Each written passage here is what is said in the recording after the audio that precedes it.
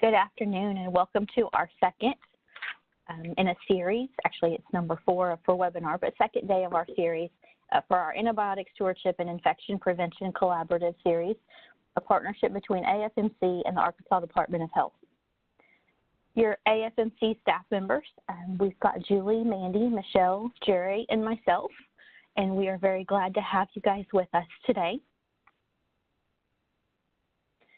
We have 21 participating PPS hospitals with this collaborative. We have 16 critical access hospitals participating with this collaborative, and we have 21 nursing homes participating with this collaborative. So we welcome all of you guys for tuning in today and spending some time with us. The purpose and goals for this collaborative are we want to improve transitions of care for patients with C. diff. We want to empower pharmacists to incorporate antibiotic stewardship best practices in their facility to improve stewardship capacity and implementation. And then we want to expand the implementation of evidence-based practices for prevention, identification, and control of MDROs. So what you guys can expect from us for this collaborative. We had our in-person and live stream kickoff in November. This is our second of our webinar series that will go through June. We are offering this on the second Thursday of every month. There will be free nursing and nursing home administrator CEs attached with this webinar series. We are offering you expertise and resources. We've got a web page packed full of toolkits, resources, and of course we're available via email. We will have our final outcomes face-to-face with live stream event in July. What we ask of you, we ask that you attend these monthly webinars as you're able to. We know that you guys can be busy and sometimes can't tune in, but we are recording them and housing them at the website if you cannot sit in on and listen with us. We want you to ask us questions, so email us at drugsandbugs@afmc.org and we will happily answer your questions or include it in our follow-up to the next webinar. We want you to utilize the toolkit and resources that we have housed at afmc.org/drugsandbugs. And we have a pre-assessment survey that we ask that you can complete. And then at the end of this, there will be a post-assessment survey that we will ask for you to complete. We also want you to collaborate, participate, and share. We know some of you are doing really great things, and we would love if you would share that with your sisters down the line. The purpose of the survey is to kind of guide and identify opportunities so that we can target our education and resources to be what you need. And we want to measure the improvements from the start of the collaborative to the end of the collaborative. We have issued the pre-assessment. It is going on now. We are lacking 1 PPS hospital, and we thank those of you that have taken your time to complete and submit that to this point. The post-assessment will be sent out to you in June of this year. Our webpage is live. It is down today, but when it is up and going, you can find us at afmc.org/drugsandbugs. You will find a toolkit and resources. You'll find a list of our events and a link for the pharmacy training scholarship.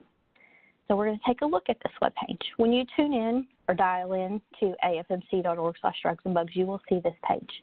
And in the right-hand column, you will find where you can see where our events are housed, both new and old, the pharmacy and training scholarship application, and then the toolkit and resources. The events page will look like this. You'll be able to find the archive recorded events and see the upcoming events that you can register for.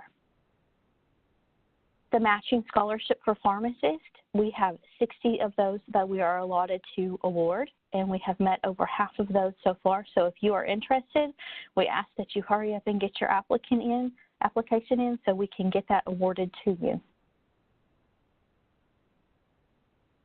The toolkit and resources is fairly easy to navigate. You just click on what you want and then it'll drop down and open up for you and let you know what is available under that topic. This is the topics for our webinar series going through the collaborative. Today we're going to listen to Pam talk about data for us, and then next month we will talk about urinary tract infections with asymptomatic bacteria in the morning and education for infection prevention in the afternoon.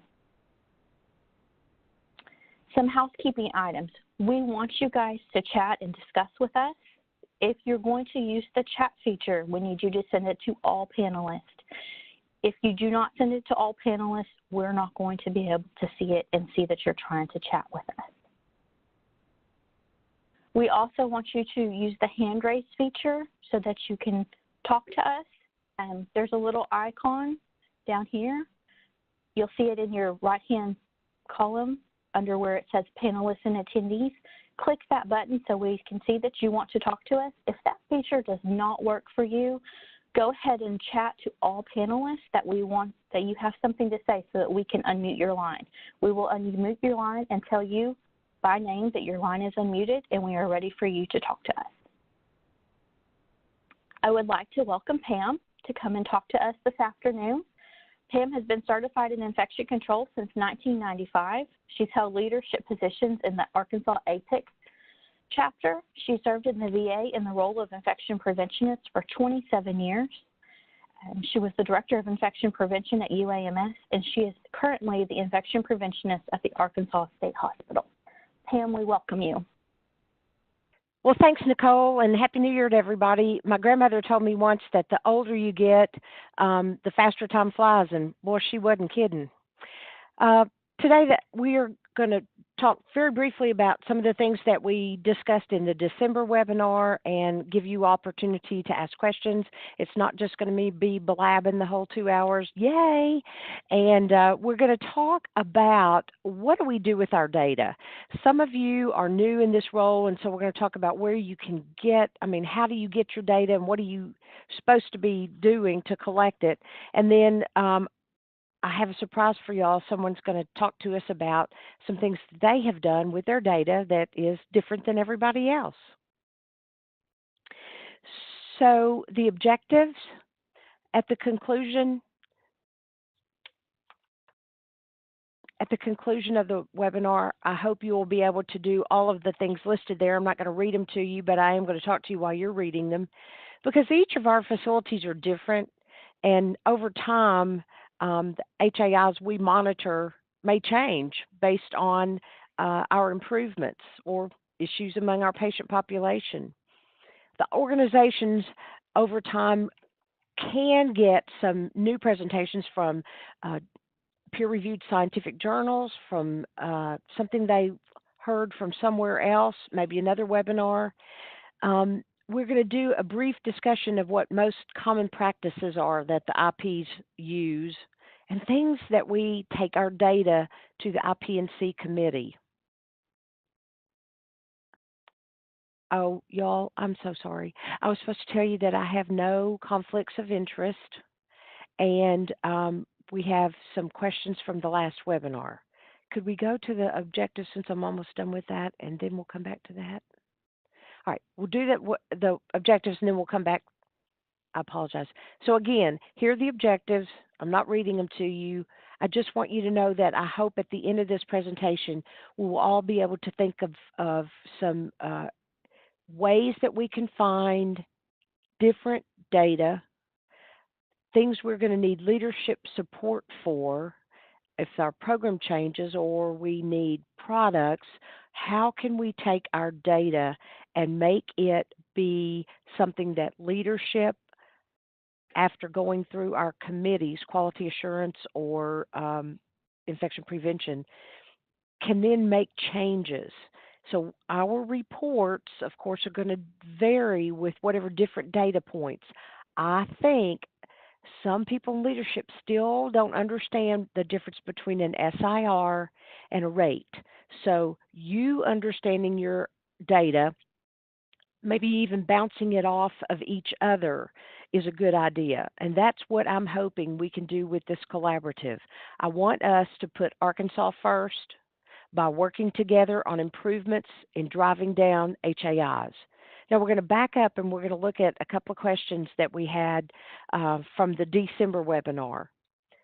How do IPs understand what is happening in the facility? Well, the answer is our surveillance. We use the latest guidelines from the CDC and other infectious disease experts. So we don't have to remember it all. We can look up those guidelines. Also, we have our awesome Drugs and Bugs web page, and as Nicole was trying to show you, if you haven't had time to look at that, it is a very valuable resource. So our surveillance and what we're looking for, you can find any question answered on the webpage. All right, what does a strong surveillance program mean? Well, it leads to the identification of risk factors based on current recommended practices, definitions from NHSN. Everybody knows that, I think, but let me just say it, National Healthcare Safety Network. And it helps to identify problems that can lead to changes in care. Surveillance is not just bean counting. We'll talk about that more a little bit. Some of you who are new to the role may not have ever heard that, but back in the early days, that's kind of what we felt like we were doing. We just count 2 of this and 3 of that and 4 of that, and we didn't do much with our data. The final question, do staff understand the difference between infection and colonization? Y'all, do not assume that. Some people are going to say something, but they don't really understand. Every time you're in front of people, making rounds on a unit, doing an in-service for housekeeping, talking to the dietary people, it's worth repeating the difference in colonization and infection. Okay, do you all have any questions that you'd like to go ahead and get off your chest real quick? Okay, well, just be thinking about that, and we're going to move on now. We've already done the objectives. So I wanted to remind you all that we are a team. And this picture of a baseball team illustrates that while each player has a distinct role, they must all work in concert to achieve their team goal. There's a program called the Effective Healthcare Program, and the mission of that program is to improve quality effectiveness, efficiency of healthcare delivered, and it's through Medicare, Medicaid, and state children's health insurance programs. So everybody is trying to work together as a team to make something happen in every industry. The first infection prevention and control efforts in the United States began back in the 50s, along with the growth of intensive cares and the increasing staphylococcal infections. Remember, I told you in December they came from Great Britain, and by the early 60s, late 50s, early 60s, hospitals here had staphylococcal infections. So our programs extended into thousands of hospitals by the late 60s and the early 70s, our program being infection prevention. And various hospital organizations were encouraging this, including the American Hospital Association and the Joint Commission. The culture change, which no infection is perceived as acceptable by any member of the healthcare team, is what's new. Support and direction from senior leadership is essential. If senior leadership doesn't think that's important, then the things we need to ask for to help our staff who are direct, hands-on care people are going to have trouble meeting that 0 infections. Y'all, I have to interject here. This is really a different mindset about 0 infections.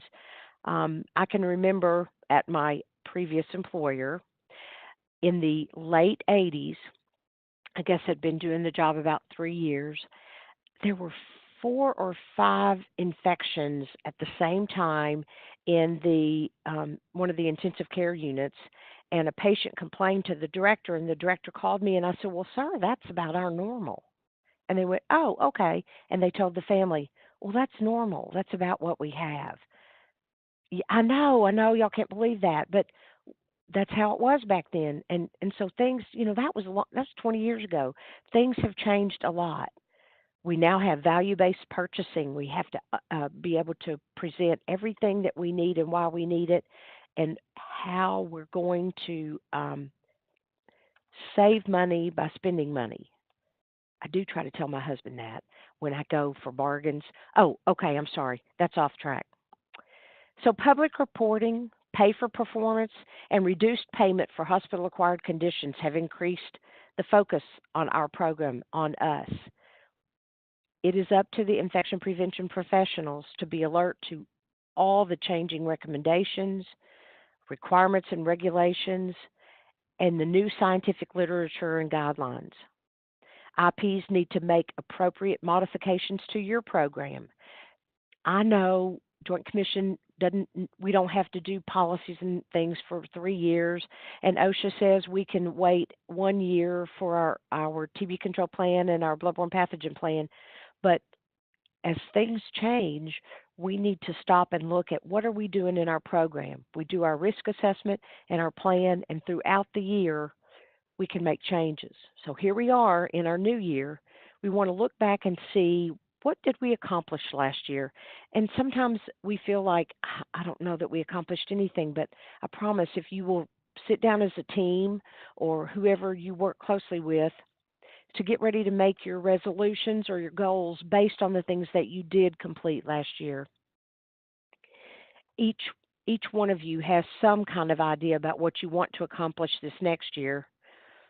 I'd like to challenge you to think about this. If someone saw you in an elevator and asked you, well, what do you do? Do you have a 5-second response?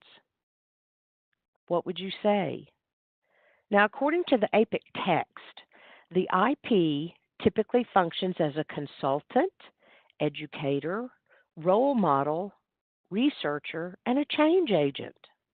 Infection prevention and control responsibilities include education, consultation, surveillance, implementation science, patient safety, and quality improvement.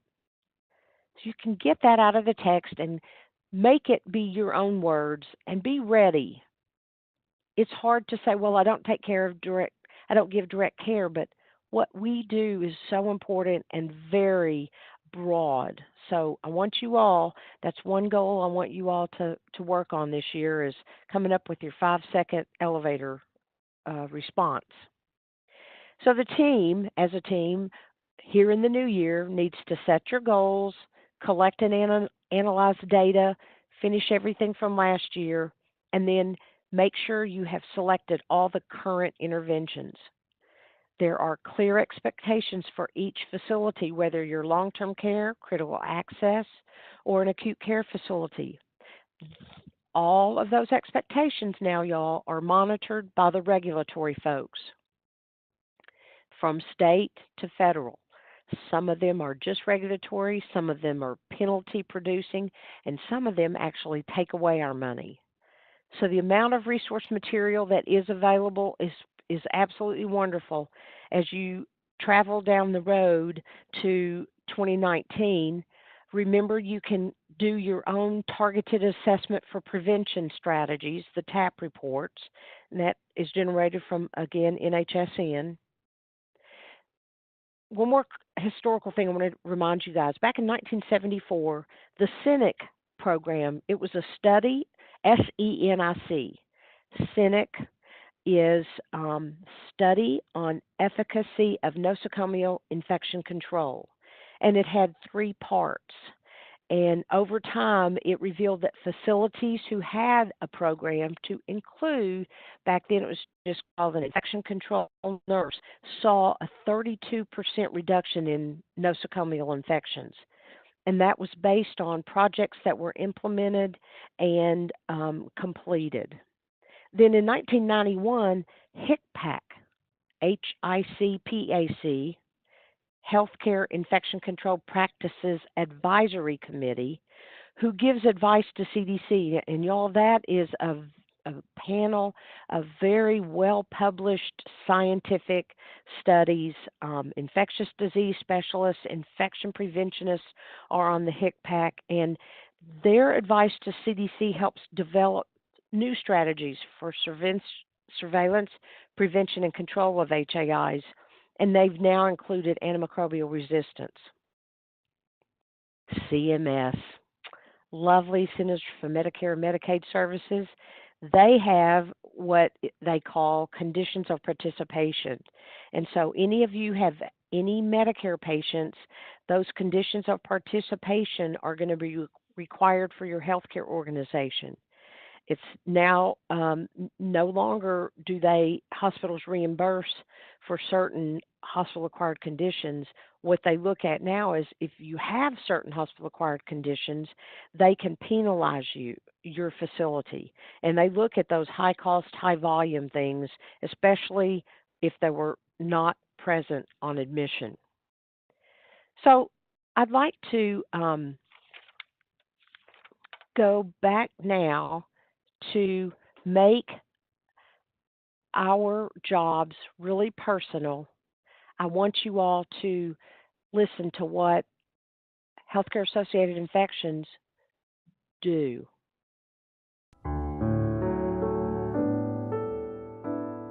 Hello, my name is Jean-Paul Demay, and what I want to talk with you about today is dreams, and how dreams can come to you in a variety of shapes and sizes.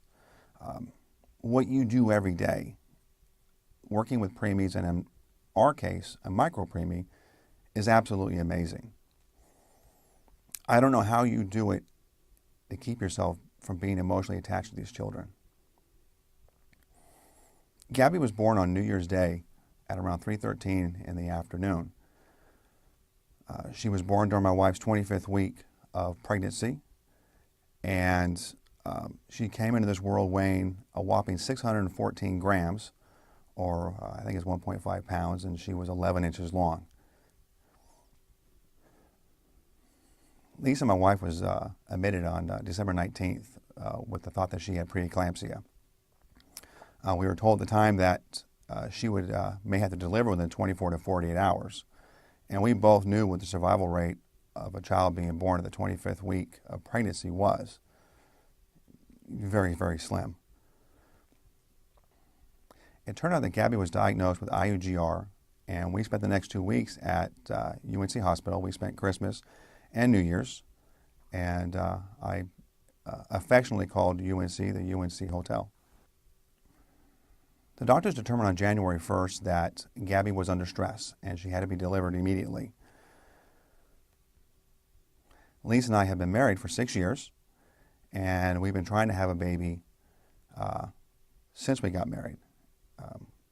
We've always wanted to have a kid. That's why we got married. The dream, the thought of being parents is something that we've always wanted to do.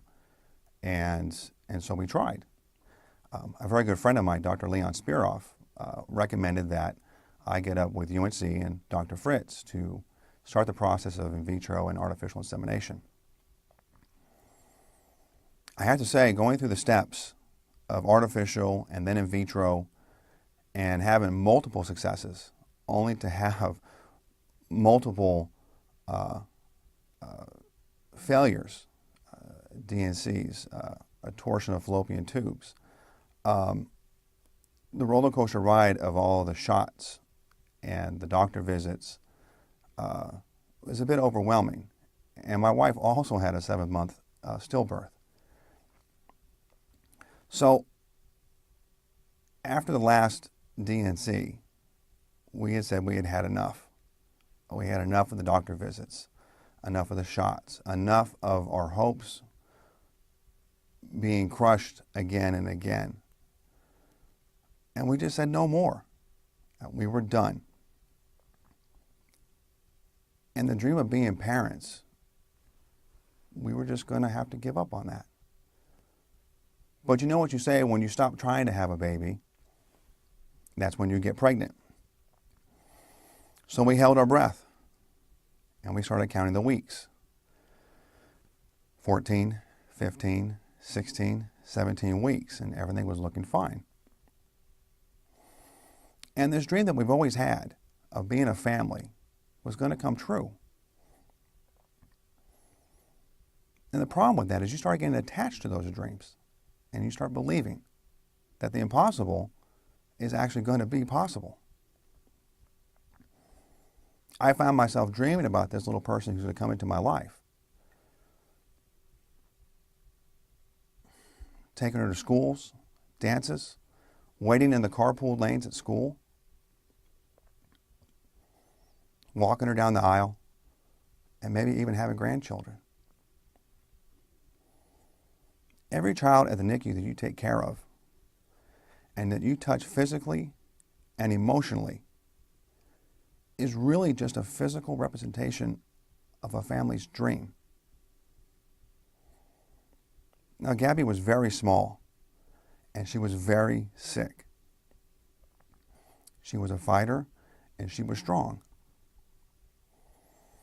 She had no brain bleeds, and she did go through PDA ligation surgery, and she came out of that just fine.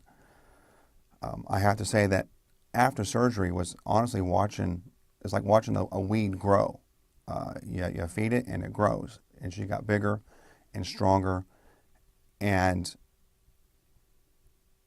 I think one of the most amazing things is that when Lisa and I would come in every morning, we wanted to see how many grams that she gained each day. It's hard to believe that your life comes down to grams. How many grams have gained today? Gabby was doing so well, they took her off the oscillating ventilator. And then she went to a regular ventilator. And then she went to a CPAP. During this whole process, we were told about a program called Care Pages. And I found that doing a daily log on Care Pages of what was going on in our lives day to day helped me get through this whole, and it is a roller coaster ride. And so this is an entry that I put in on January 31st.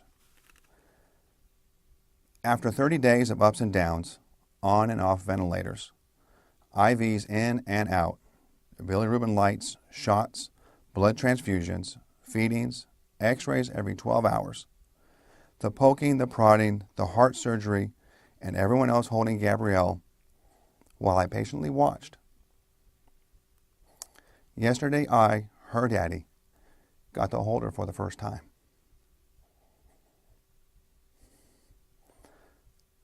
I know that every father will know how I feel without the need for words. I'm a daddy. For me, it became very real then. She was going to come home. This if possibility, your mind takes itself to places that it shouldn't go. But once I held her, I knew then that she was going to come home. She was what they called on a feed and grows program. And it was then that Lisa and I decided, because we hadn't bought anything for the house. We hadn't bought none of the things you would have to get a room ready for a child.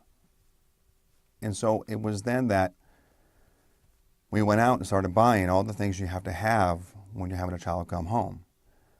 The diapers, the clothes, furniture, paint, which we still all have in a closet somewhere. On paper, Gabby looked great. Her stats were normal, yet she still didn't look right.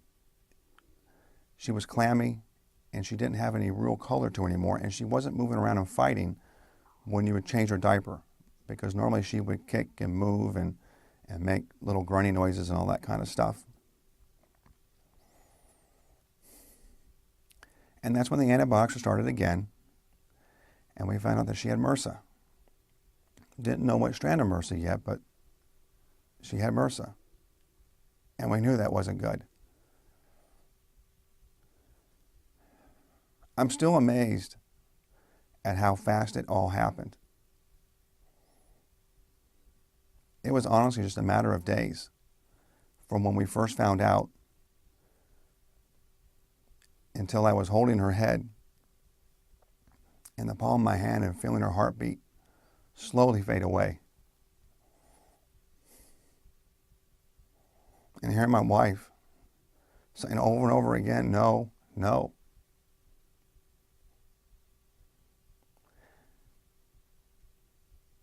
I looked up and I realized that it was Valentine's Day. And in her fading heartbeat, faded again the dreams of being a family.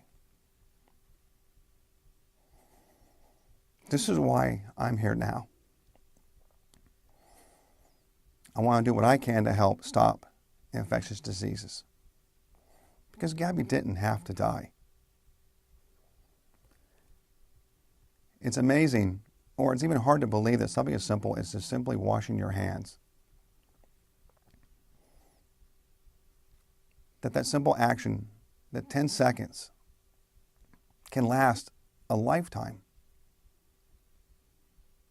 I quietly walked in on the nurse that was cleaning up Gabby after everything had happened and after she died.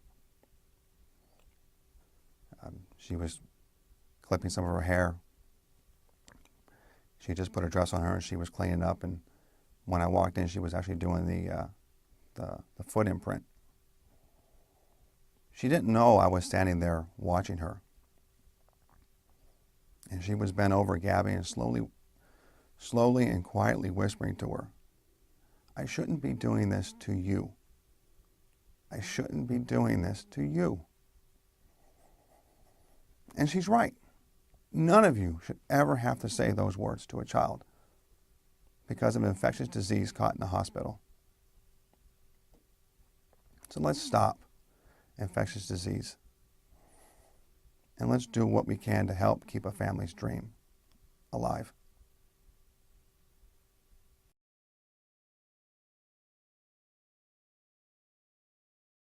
I just want you to know it's going to make you remember why our jobs are so important.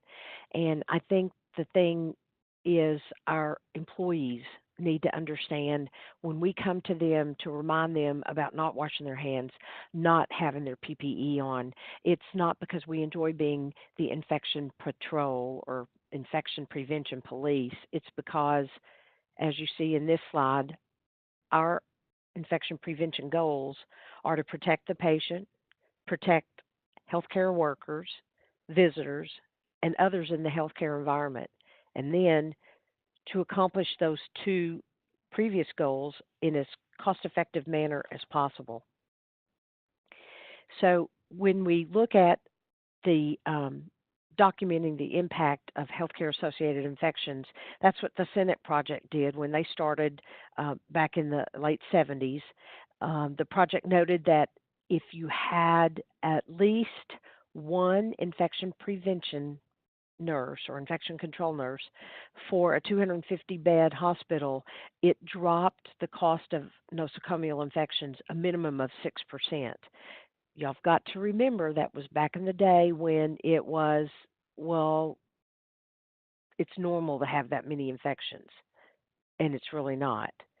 So demonstrating value in your program is part of what your data is.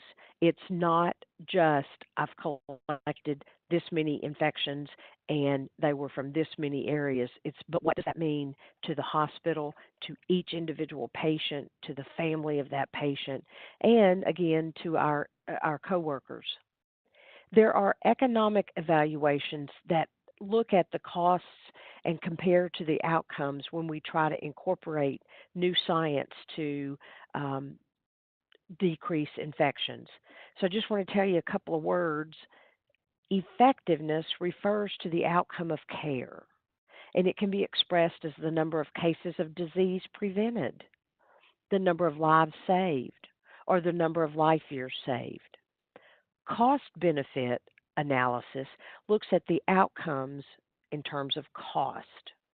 Benefits other than direct financial costs are important in evaluating the impact of infection prevention activities.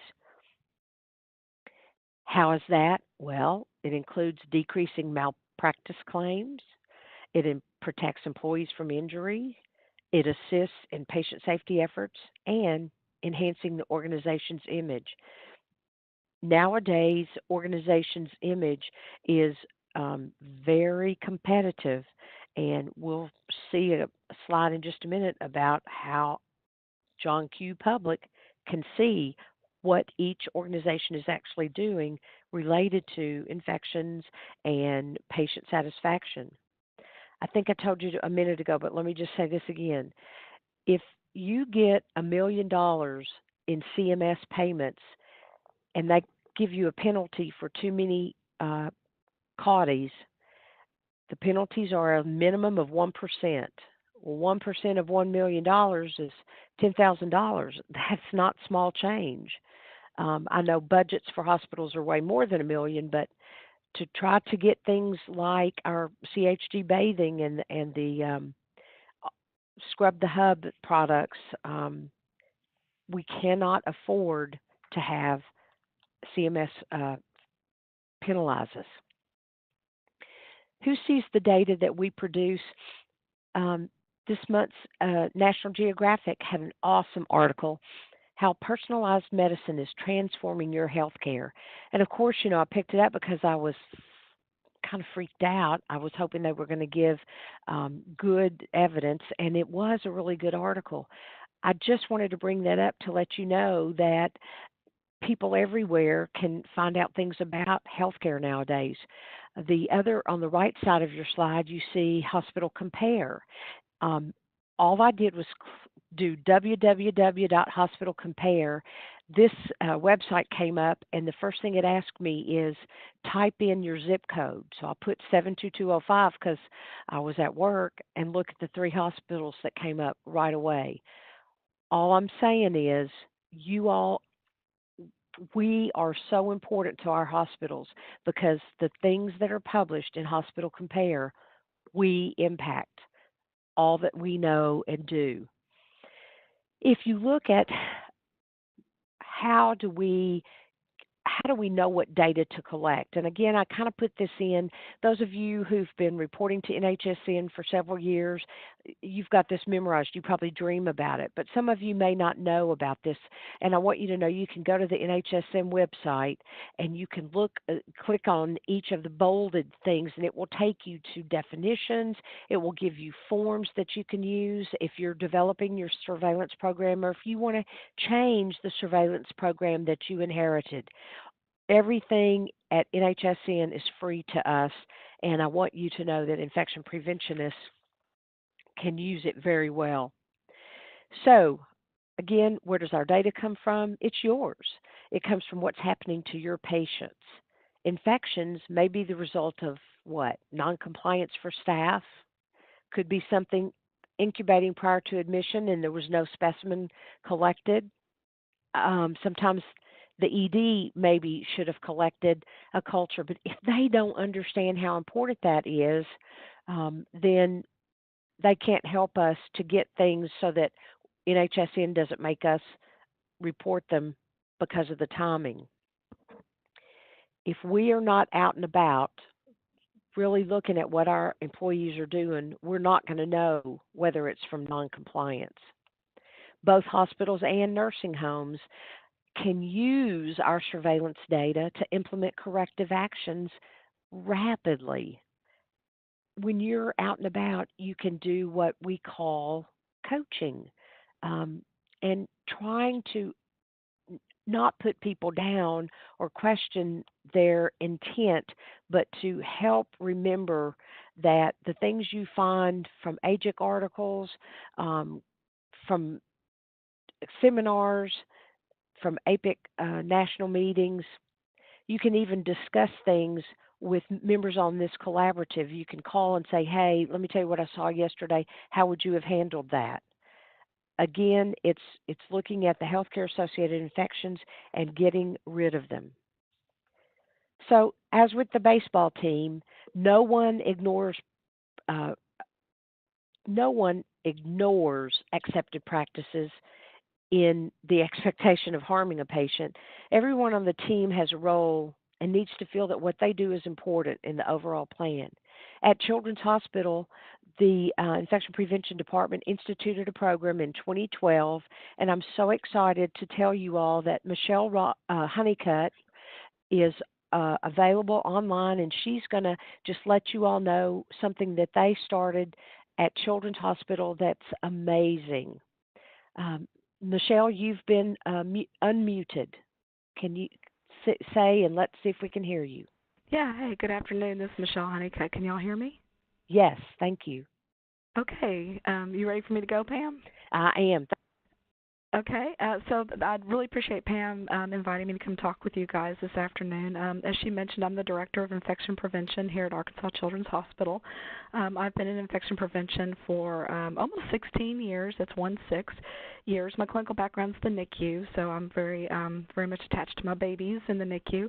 And I apologize, I'm kind of having a sore throat issue thing, so I sound a little bit harsh this afternoon. So one of the things we've been doing here, obviously in pediatrics, we're a little bit different from the adult world because we don't really see very many Medicare patients. We don't fall under the prospective inpatient prospective payment system, that type of thing. But yet it's still very important to us to comply with all the regulatory components as well as the financial incentive programs that are available for healthcare-associated infection prevention. So with our CLABSI work and our CAUTI work and SSI work, we do belong to our own collaboratives it's a collaborative of children's hospitals. It's called the Solutions for Patient Safety. And this collaborative originated out of Ohio and now involves, I think, close to 250 children's hospitals. And that's kind of our comparison group in addition to the NHSN comparison group. So we have teams that are formed around each of these healthcare-associated conditions called HAC teams, and we have a total of about 16 HAC teams for different things. But for our purposes today, we have a SSI prevention, CAUTI prevention, CLABSI prevention, HAC teams. And one of the things that we do as far as the data, data collection, data sharing is always such a challenge because how do you make it meaningful to the key stakeholders, which are the people that are out there in the field doing the work, right? We as infection preventionists, we're not out there actually providing care. We're here to give the tools, the education, the training to the people that are actually providing care, that we really need to engage in our prevention strategies. We want to help develop that ownership because if they own it, then they will be more involved with the prevention strategies. So our teams are run pretty much by frontline staff as much as possible, or we at least have frontline staff on our teams.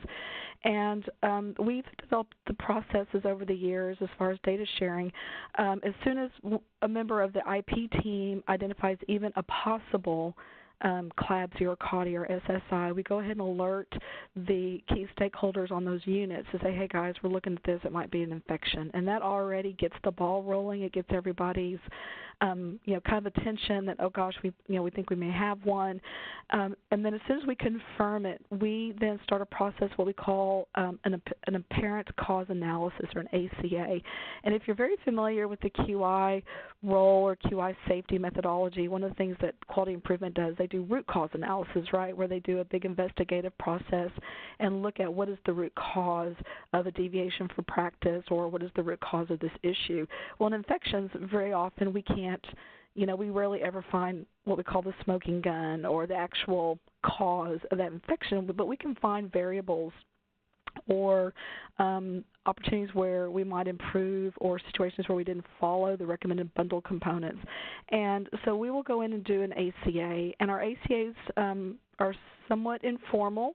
It's not a formal process like you see with quality improvement, but what we do is that whoever the key leader on that unit, they go ahead and gather the team to set up a time to come together, often in the unit, often at the patient's bedside, to review the previous 48 hours leading up to the infection to identify any possible barriers, variables, or deviations from practice.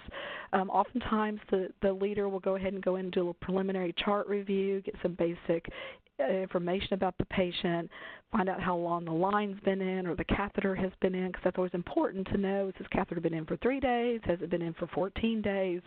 Are there any conditions that might be considered risk factors for the patient, obviously, if they're an oncology patient or something like that.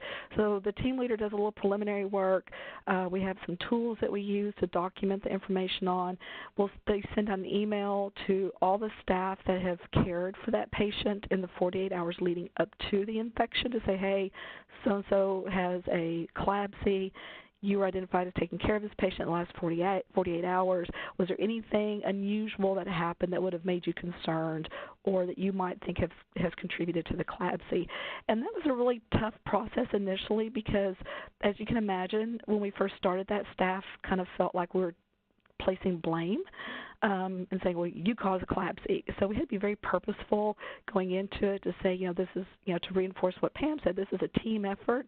We're not here to identify who was the person that caused this because you don't know that. No one person causes a CLABSI.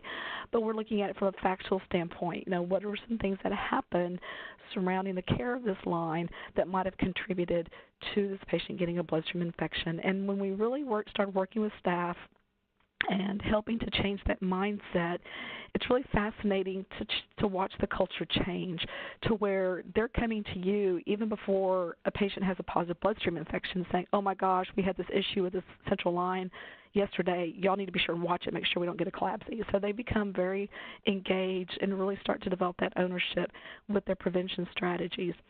And so once we gather our baseline information, then again, as I said, we gather at the bedside. We try to get as many people on the team that can be there. Obviously, the nurse or the healthcare personnel that are caring for the patient that day, the physician. It's very, very important to have that physician championship, that physician leadership, because if the doctor cares about it, then everybody else is going to care about it. So really getting the doctor to participate, or the LIP, infection prevention, participates on all these ACAs, as well as the parent. If the parent is at the bedside, or if we can engage the parent or the family member, they become very valuable sources of information for us because they see things and watch, and they know things that happen that sometimes the nurses don't even notice. And I don't know if I mentioned early on that it's very important to get this process rolling as soon after the event is confirmed as you possibly can, because going back 3 or 4 weeks later to do an ACA is really not effective. Nobody really remembers. Nobody remembered taking care of that patient. Nobody remembered any specific events. So again, timing is critical to really jump in there, get that information as quickly as you can. Retrospective chart review is good, to give you some basic information. You can identify documentation to bundle compliance, that kind of thing.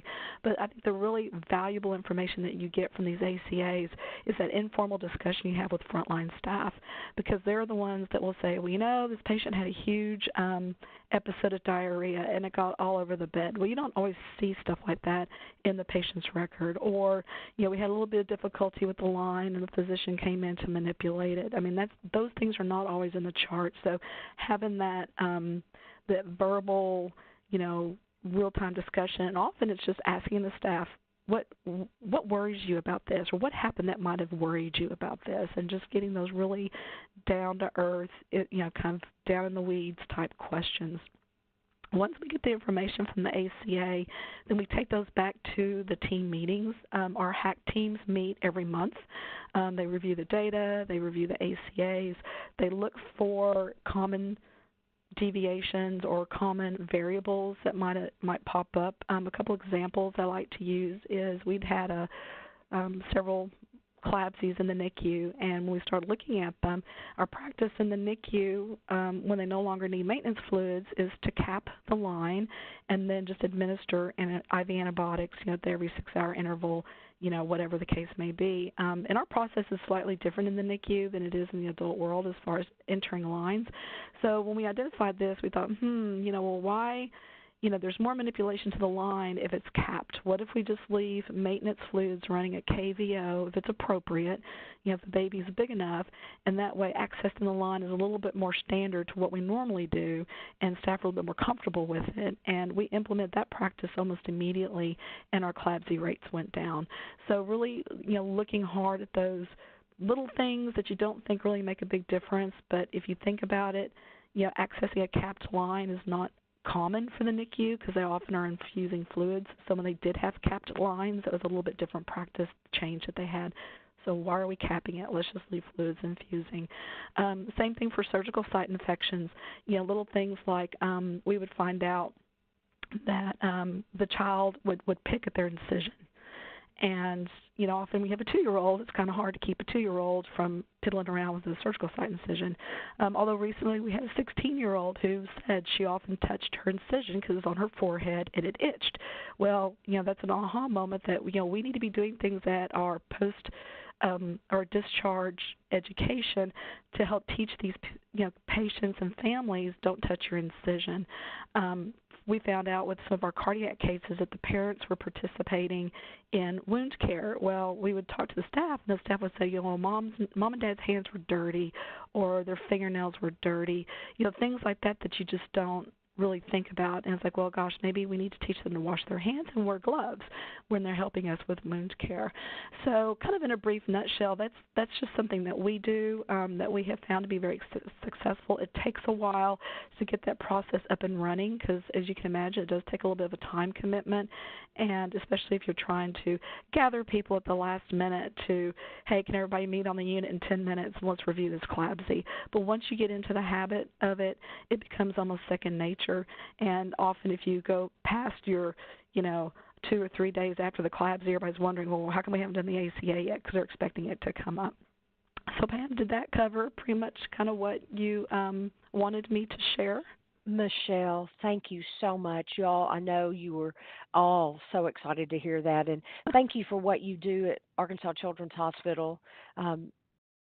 That is a perfect example of what we can do with our data that is so much more helpful to our staff than just what the numbers we report to Infection Control Committee, that go to PI Committee, that are pulled up for Joint Commission when they show up. Yes, Michelle, thank you very much. And I imagine folks may want to get in touch with you at a later date. Would that be all right? Oh, absolutely, absolutely. You, I think Mandy, you all have my contact information, so that'd be perfect. Thank you so much. Okay, thank you. All right, Michelle, have a great day. Thank you so much. I appreciate you. Okay, you're very welcome. Bye-bye. Bye. Okay, y'all, we think we've got the video. I tell you what, let me go on to, I just have a few more slides. We'll do our slides and then we'll do the video at the end because I really want you to see it. So without repeating things that Michelle said, but what they do at Children's, getting in front of your Infection Control Committee with real data about the people that we're talking about.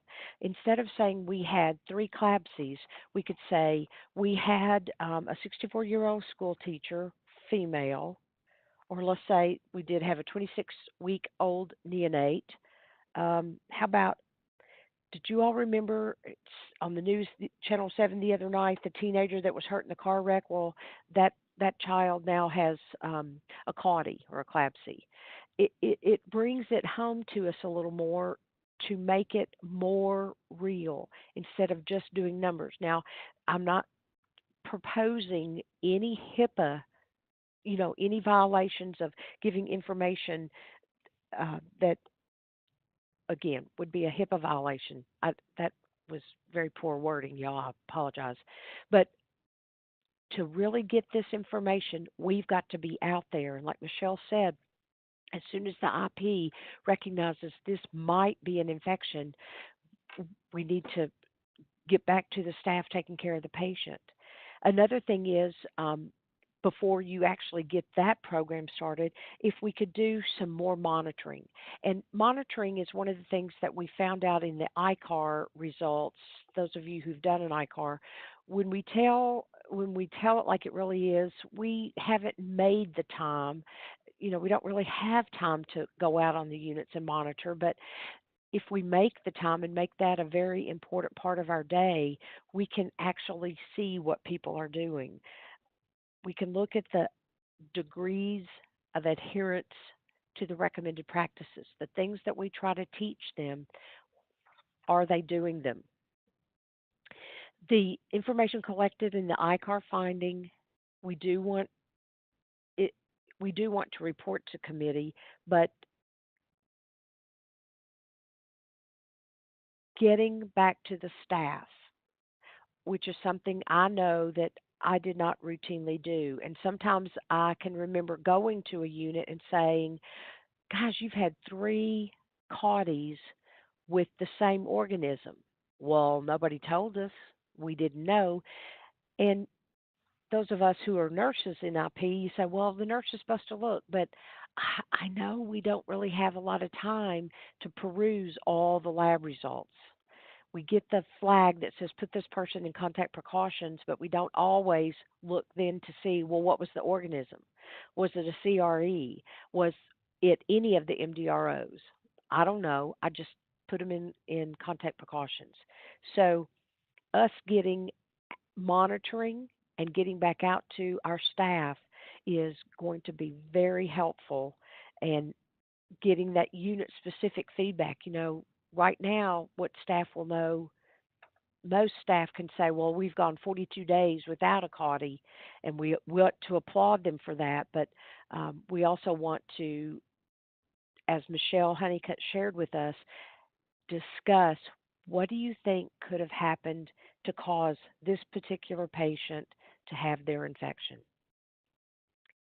So then teaching and tracking is really a good point for how we're going to present our data. Guidelines from the MDRO, latest guidelines from CDC say you need to report on a schedule.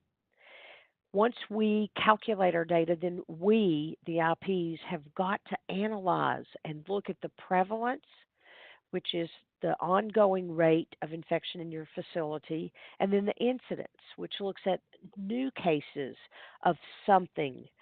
We also need to be able to identify whether the patient is infected or colonized.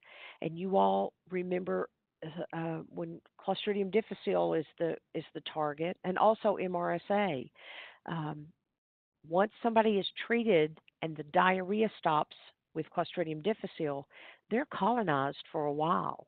And that is why the CDC recommends that it might be a good idea to keep people in isolation, especially if we have an outbreak situation, because they are going to be shedding the C. diff bacteria while they're still in the hospital, even if they're no longer infected. In other words, they have formed stool. As we're implementing, looking at all of our data, one of the other ideas is to develop and implement protocols for active surveillance culturing, ASC. Now, I have to tell you, I don't think any of us would like to do that. And sometimes the patients aren't real yippy skippy about us culturing their anus. But it has been shown, especially in high risk patients, I'm talking about our intensive care patients, burn, bone marrow, stem cell transplant, or other oncology patients, that if you look at the rate, you've got to analyze your prevalence rates of any of the MDROs, and then you may, if you do have some like double bed patient care units, the roommates of people who are either colonized or infected might need to be active surveillance culturing.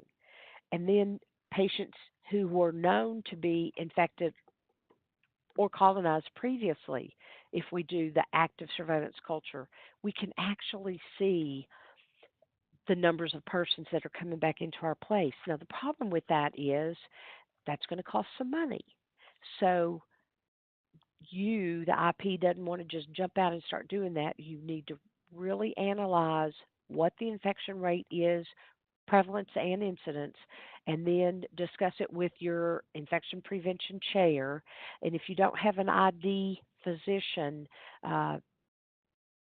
your medical doctor might have someone that they can talk to, so that, and you can reach out to other IPs. What do you think? Should we start the active surveillance culturing? And again, y'all, I'm not making that up. That's in the new CDI guidelines that we talked a little bit about last month. So I was going to click on our Drugs and Bugs website, but Nicole has already kind of gone over it with you. And I don't think it's working really good today. So I just want to remind you, if you haven't had time to look on that site, get in there because it's got so much resource and reference material for you. It'll give you a great place to look at stuff. The other thing I wanted to tell you is this journal article, hot off the presses. You see, I got it November 23rd. I talked about it last month. It's got a lot of really good stuff about MDROs. So I want you to come back to that after the conference is over. So now, the next phase is educating our staff. Sometimes they know what MDRO means. They don't always know our C alphabet. And sometimes I remember the CRPSA. Now, what? PSA, is that the prostate? Oh, yeah. That's Pseudomonas aeruginosa. So, y'all got to remember if sometimes we don't remember exactly what we're talking about, your staff need to know. So, a review of inpatient healthcare facilities was completed in this previous article that I was talking to you all about, and they looked at studies of care and practices for prevention of transmission. The required data and intensive collection led the study participants, to analyze all the findings from the various hospitals that were participating in this study.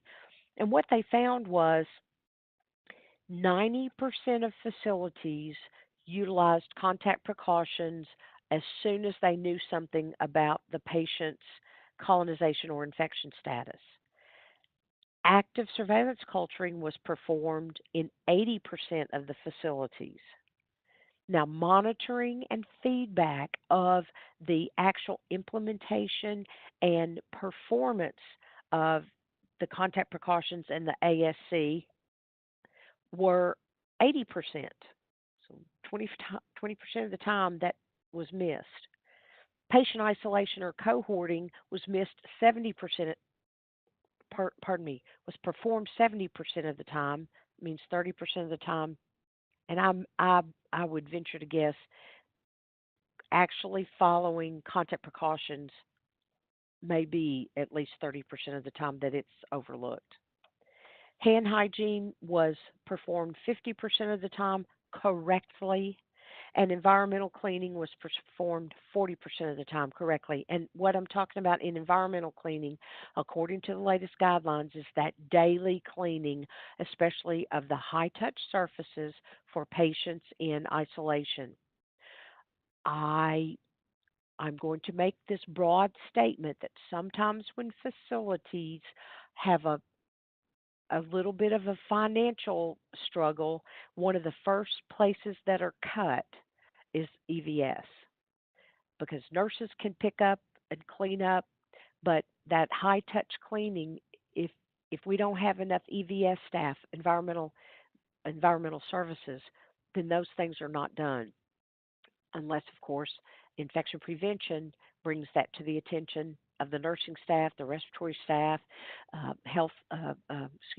rehab, physical therapy, anybody else who comes in and out of that room that could maybe grab the germicidal wipe and clean whatever they touched that was high touch surfaces.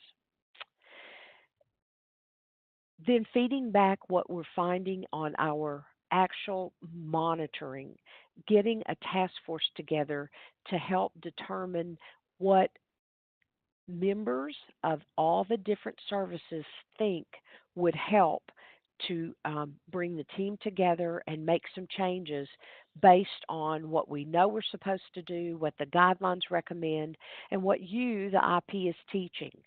If we don't bring it back, y'all, though, to the staff level, I'm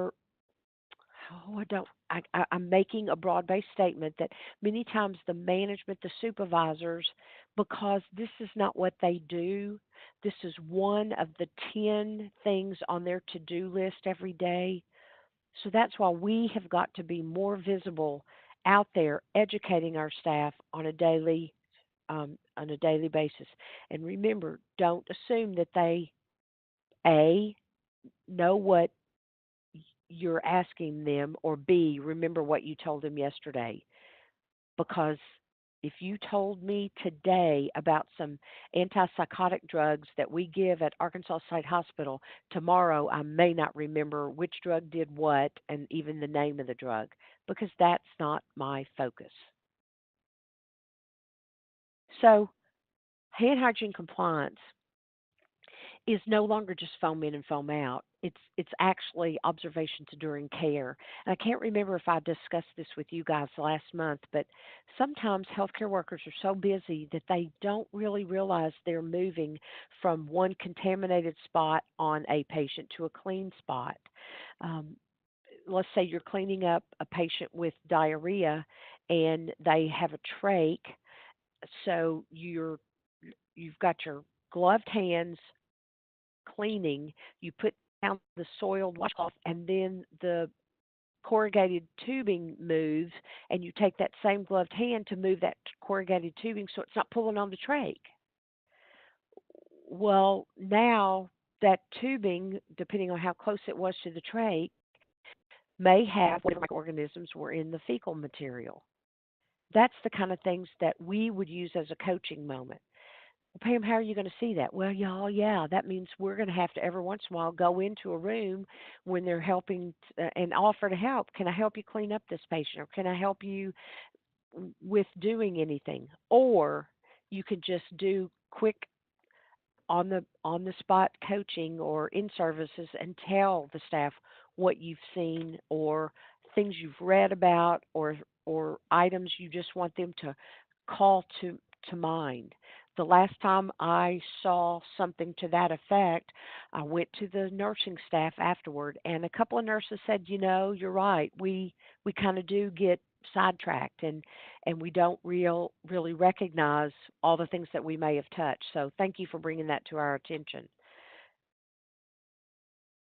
It's kind of like the Hawthorne effect. I know everybody knows that study. If people know you're watching, they do right. And that's, of course, unless they're doctors. Oh, I probably shouldn't have said that. I've had more doctors lately tell me they don't agree with the science when I'm trying to remind them, you just came out of that room and took your gloves off. You need to clean your hands. Anyway, that's another story, right? We'll talk about that one again later. Okay. Um,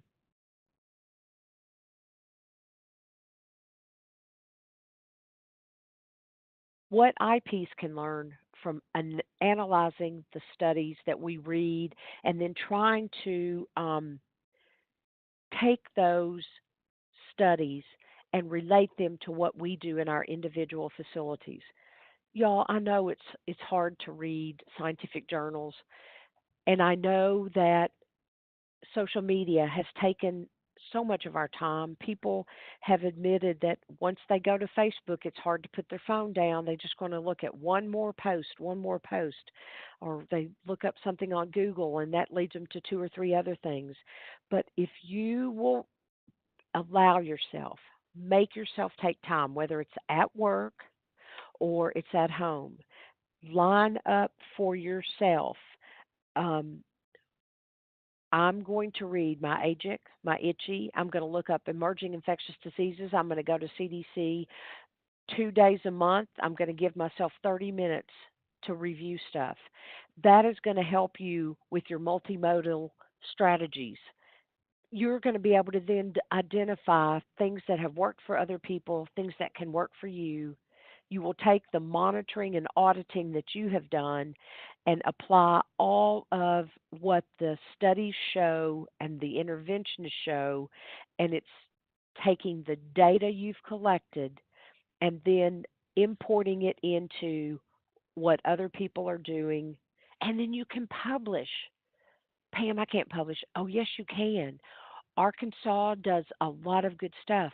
We have very, very sick people in Arkansas, and things that you all are doing may be brilliant, but if you don't report them, if you don't talk about them in our care transitions, when you go from the acute care to rehab to long term care and back, if we just work together to collect our data, analyze our data, and share our data, we can publish and you can put yourself on the map, so to speak. What map? Well, the roadmap, your roadmap for monitoring. Take the expert things that you know, and I like to remind you, you know more about infection prevention than anybody else in your facility, no matter what level of facility you have, no matter how long you've been in the facility, because now this is what you actually want to focus on. Determine if you have a CRE patient, how many have you had? Did they all get put in isolation as soon as they should have?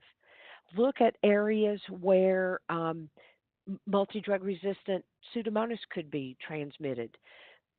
The Joint Commission, maybe 2 years ago, was looking at waste systems and water areas such as sinks and faucets, and they recommended that we have a splash free zone. So 12 inches from a faucet would help with early detection, would help prevent transmission of waterborne microorganisms, Legionella pseudomonas, and our early detection could happen because we aren't contaminating those products that we use to take care of our patients. Take your existing infection control requirements, look at education you've done, what decontamination practices are being done, and minimize what patient transfers could be minimized. Put all that together when you're giving your report to committee and back to the individual staffs. Tell them what you found. Let them recognize, like I told you, that staff that said to me, you know what? We hadn't even thought about the fact that we've got contaminated gloves and we're touching the ET tube or the trach or the tubes, the corrugated tubes. Call to attention the monitoring and auditing that you're doing, the monitoring and auditing that you have other people doing. You can't do it all, especially if there's one of you and you have a 300-bed facility. That's where you're going to need to look at what Michelle Honeycutt was talking about, getting your teams together that are other people on your units. I know UAMS and I think the VA have associates, infection control associates, and we'll talk about that in a different webinar, but other people who are interested in infection control and they want to step up and do some of the surveillance and monitoring that you can't do because you are only one person. Finally, the data dump or the bean counting. What can we do to change just collecting numbers, identifying whether or not we are in the green on our dashboards? There's a text that Dr. Sanjay Saint just published. Well, he published it in 2017. It's called Preventing Hospital Infections. Now, Dr. Saint, you all will remember, he's done a lot of work on preventing CAUTIs. He's a professor of internal medicine at the University of Michigan. He's the director of both the VA and University of Michigan patient safety enhancement programs, and he's the associate chief of medicine at the VA Ann Arbor. In this book, he describes and explains some evidence-based infection prevention procedures, but his major focus, the big thing that he tries to help us, the IPs, in his book is to inspire full-scale adoption of the guidelines and practices that have come from science. And what he says in this book is you've got to get buy-in by everyone taking care of our patients. That means we've got to change behaviors. People will say to you, but I've always done what? Yeah, I've always done it this way, and nothing's ever happened bad. Well, it's like people who refuse to take the flu shot. I've never gotten the flu. Well, you've just been lucky. Healthcare-associated infections cost this country $40 billion every year. Physical and emotional distress that happen because of HAIs are not just the patients, it's the families, there's also, y'all, a psychological toll that happens to us, to the staff, the hospitals of the long-term care, excuse me, the staff of the hospital, of the long-term care, of the rehab facility, actually even of the ambulatory surgery centers where patients come in, get surgeries, leave, and come back then with an infection. All of that, when we and our staff know about it, over time does bother us. I know I've heard healthcare providers say, look, if I ever get checked into a hospital, you better go with me because I don't want to get an infection. That hurts my heart as an infection preventionist, and I know it hurts yours. We are doing good jobs, y'all, and we just want to continue to improve on them. Remember the primum non nocere? Yeah, that means first do no harm. And we all wake up every morning and expect that to be our mantra. We're doing good things. Here are again some of the resources I want you all to click on. And I thank you very much. I'm going to turn it back over to our AFMC folks, and I think we'll have time for questions.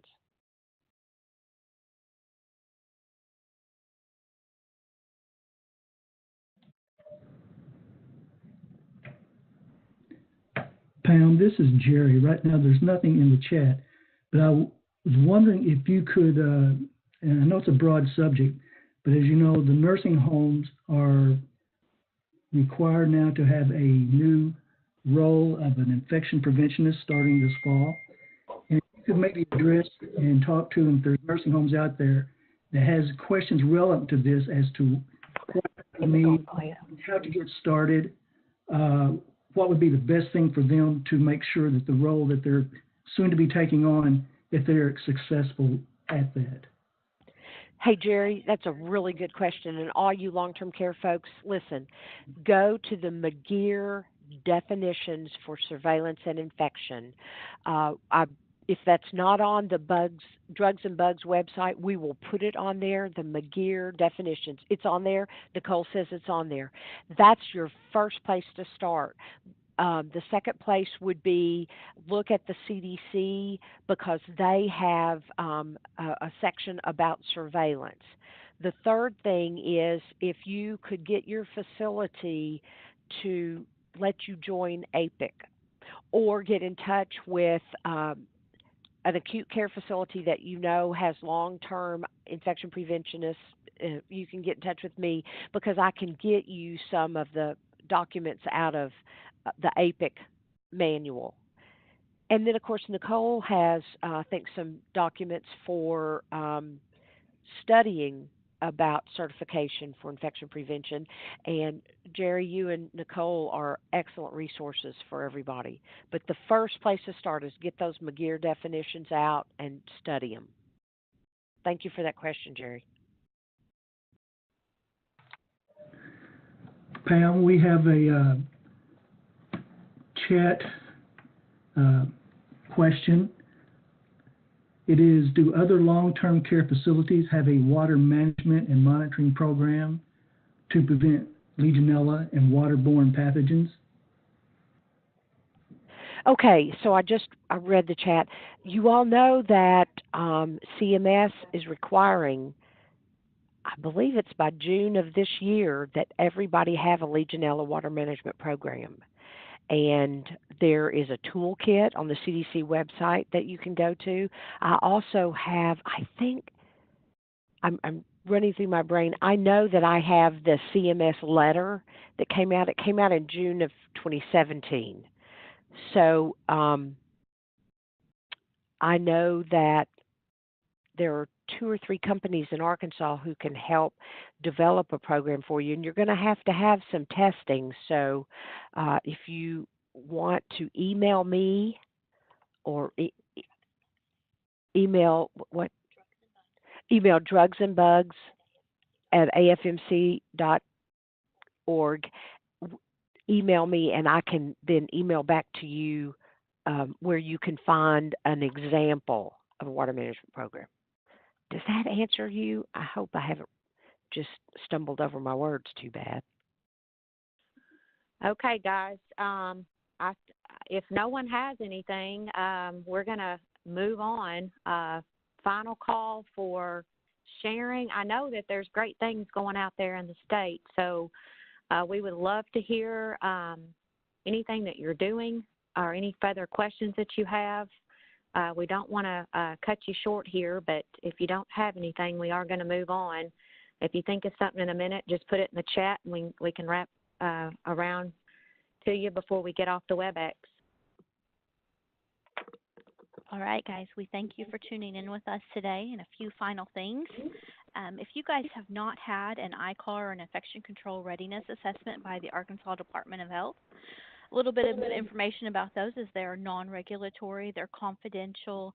They come in and visit with you for approximately 2 to 4 hours. You'll get an infectious disease physician to come in and talk to you. They'll talk about your strengths. They'll give you some recommendations. They'll give you policies and protocols from other facilities in the CDC. They give you recommendations on where to focus your education and training. I've sat in on several of these in long-term care facilities, and I think they're absolutely phenomenal. If you have not had one yet, contact Kelly Garner at the Arkansas Department of Health, and her information is listed here on this slide. Or if you forget and remember tomorrow, you can email us at drugsandbugs@afmc.org. If you have not had a SASE visit, here's some information about a SASE visit. Again, they are non-regulatory, collaborative, confidential, voluntary, face-to-face meetings. These ones are a little shorter with a 1 to 1.5 hour time commitment. You will get an antimicrobial stewardship pharmacist come in and visit with you and a team, highlighting your strengths, talk about recommendations, policies, where you can focus your education and training. Again, these are fantastic visits. If you haven't had one, you should take advantage. You can contact Corey or Kelly at the Arkansas Department of Health, and here is their contact information. And if, again, you sit on it and think about it tomorrow, you can feel free to email us at drugsandbugs@afmc.org. We want you guys to share with us. We want you to ask questions, share your stories, and use our expert consultants as a source of information for you. So please email us any questions you have, any stories you want to share. If you want to volunteer to speak on a subject that we've got booked in the future, email us at drugsandbugs@afmc.org, and we would love to talk to you about sharing or answer your questions. We will be meeting on Valentine's Day next month. We will be meeting in the morning for urinary tract infections and asymptomatic bacteria. In the afternoon, our infection prevention topic is education. So Pam will be back and enlightening us even more than she already has. The pharmacy scholarship information is available at the web page. The toolkit and resources are also available at the web page. We want to know what you guys are doing, what's going great, what works for you. When you implemented something, you took 30 steps to get there. Let us know what didn't work, what did work. We want you to share. So feel free to email us directly at our email address. And we want feedback. So there's going to be a SurveyMonkey link attached in the chat at the end of this. Regardless of whether you want CEs or not, we would love your feedback. We want to know what we can do to improve this experience. We want to know discussion content for next time.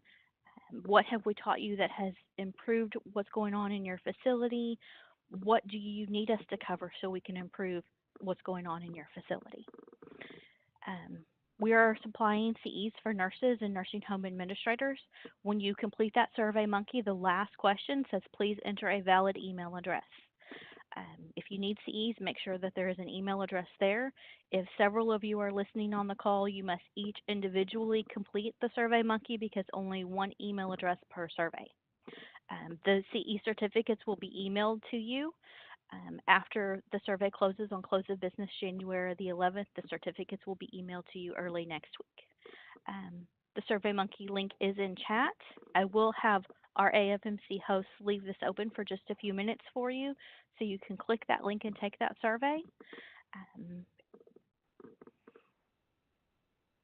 Michelle has asked in the chat, has anybody on the WebEx had an ICAR visit? And if you did, what changes did you make based on their recommendations?